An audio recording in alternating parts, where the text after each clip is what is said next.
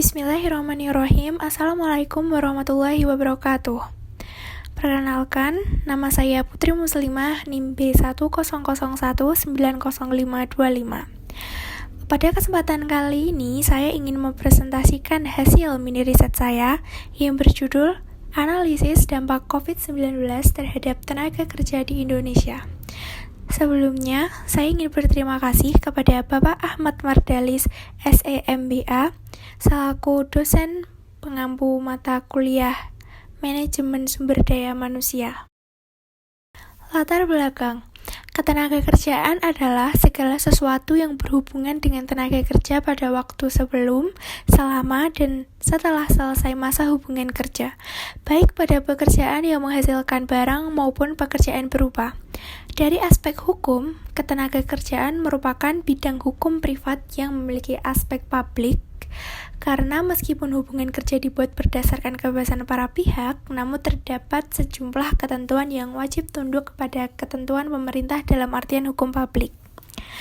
Pandemi juga dapat memiliki dampak ekonomi yang tidak proporsional pada segmen tertentu dari populasi, yang dapat memperburuk ketimpangan yang mempengaruhi sebagian besar kelompok pekerja. Dengan adanya pandemi penyakit COVID-19 ini, mau tidak mau beberapa perusahaan mengurangi jumlah pekerja atau karyawan, sehingga terjadi PHK terhadap karyawan sebagai upaya pencegahan penyebaran penyakit. Banyak pula perusahaan yang mengambil langkah-langkah yang ekstrim untuk mempertahankan bisnis mereka, dan tentunya untuk mengurangi kerugian akibat COVID-19. Kemudian, tujuan dari mini riset ini untuk mengetahui dampak dari COVID-19 terhadap tenaga kerja di Indonesia. Metode mini riset yang saya gunakan kali ini adalah metode deskriptif, yang dimana penelitian dengan metode untuk menggambarkan suatu hasil penelitian. Namun, hasil gambaran tersebut tidak digunakan untuk membuat kesimpulan yang lebih umum. Sesuai namanya, dapat dikatakan bahwa penelitian ini punya tujuan untuk memberikan deskripsi, penjelasan, serta validasi suatu fenomena yang diteliti. Sesuai namanya juga, deskripsi, penjelasan, dan validasi tersebut akan diperoleh peneliti setelah mendeskripsikan karakteristik dari objek yang diteliti. Dampak COVID-19 bagi tenaga kerja. Karantina dan gangguan terhadap dunia usaha, larangan berpergian, penutupan sekolah, dan langkah penutupan lainnya membawa dampak yang bersifat mendadak dan drastis terhadap pekerja dan perusahaan. Seringkali yang pertama kehilangan pekerjaan adalah mereka yang pekerjaannya sudah rentan, seperti misalnya pekerja toko, pramusaji, pekerja dapur, petugas penanganan bagasi, dan petugas kebersihan. Di dunia di mana hanya 1 dari 5 orang yang memenuhi syarat untuk mendapatkan tunjangan pengangguran, pemutusan hubungan kerja atau yang lebih sering disebut PHK merupakan malapetaka bagi jutaan keluarga. Peningkatan jumlah pengangguran berdasarkan data Kementerian Ketenagakerjaan pada 7 April 2020 akibat pandemi COVID-19 tercatat sebanyak 39.977 perusahaan di sektor formal yang memilih merumahkan dan melakukan PHK terhadap pekerjanya. Pekerja yang terkena dampak ini sebanyak 1.010.579 orang. Akan tetapi, jumlah tersebut belum memasukkan pengangguran dari sektor informal dan angkatan kerja baru yang masih menganggur.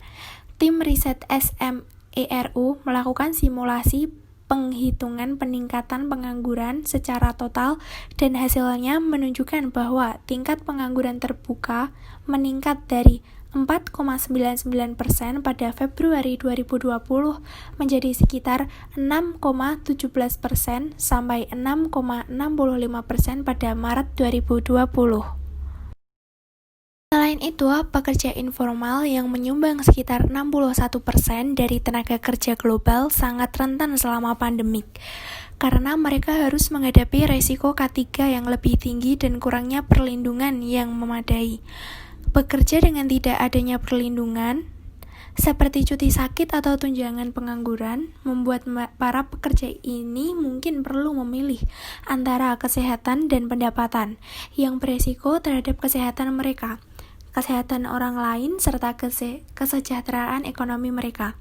Selain pengangguran dan setengah pengangguran, krisis juga akan berdampak pada kondisi kerja, upah, dan akses atas perlindungan sosial, dengan dampak negatif khususnya pada kelompok-kelompok tertentu yang lebih rentan terhadap dampak pasar yang buruk. Pandemi juga dapat memiliki dampak ekonomi yang tidak proporsional pada segmen tertentu dari populasi, yang dapat memperburuk ketimpangan yang mempengaruhi sebagian besar kelompok pekerja, seperti pekerja yang sudah memiliki masalah dengan kondisi kesehatan, kaum muda yang sudah menghadapi tingkat pengangguran dan setengah pengangguran yang lebih tinggi, pekerja yang lebih tua yang mungkin menghadapi resiko lebih tinggi terkena masalah kesehatan yang serius, dan kemungkinan menderita kerentanan ekonomi. Ada juga pekerja yang tidak terlindungi, termasuk pekerja mandiri, pekerja kasual, dan pekerja musiman yang tidak mempunyai akses terhadap mekanisme cuti dibayar atau sakit, dan pekerja migran yang mungkin tidak dapat mengakses tempat kerja mereka di negara tujuan atau kembali pulang kepada keluarga mereka. Nah, di sini bisa ditarik kesimpulan. Pandemi juga dapat memiliki dampak ekonomi yang tidak proporsional pada segmen tertentu dari populasi, yang dapat memperburuk ketimpangan yang memengaruhi sebagian besar kelompok pekerja.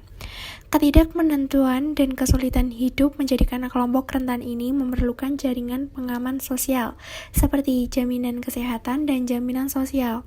Melalui penyediaan jaminan kesehatan dan jaminan sosial, maka kehidupan masyarakat yang paling rentan menjadi terlindungi, baik pada saat tidak ada krisis maupun pada saat krisis.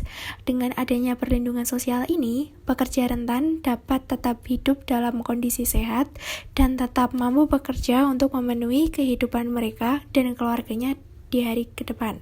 Tanpa jaminan kesehatan dan jaminan sosial, maka krisis akibat pandemi COVID-19 ini akan merenggut harapan dan kehidupan kelompok rentan. Sekian yang bisa saya sampaikan tentang mini riset saya. Mohon maaf jika ada kesalahan kata. Terima kasih. Wassalamualaikum warahmatullahi wabarakatuh.